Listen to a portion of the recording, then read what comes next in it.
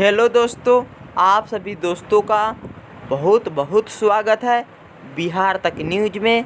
तो आज हम बताने वाले हैं बोल रहा था बोल फिल्म के विषय में, जो एक यूनिक और कुछ अलग तरह का जानकारी होगा। तो चलिए दोस्तों, हम इस वीडियो को शुरुआत करते हैं। देखिए दोस्तों, बोल रहा था बोल के हीरो भोजपुरी के superstar trending star Khesari Lal भैया जी हैं, और इसमें हीरोइन मेघा श्री जी हैं, जो साउथ के एक्ट्रेस है। और इस फिल्म के निर्देशक हैं पराग पाटिल भैया जी, और निर्माता हैं विजय कुमार यादव भैया जी। और इसमें खेसारी लाल भैया जी को एक बकरी से जो जीव होते हैं उनसे बहुत लगाव है।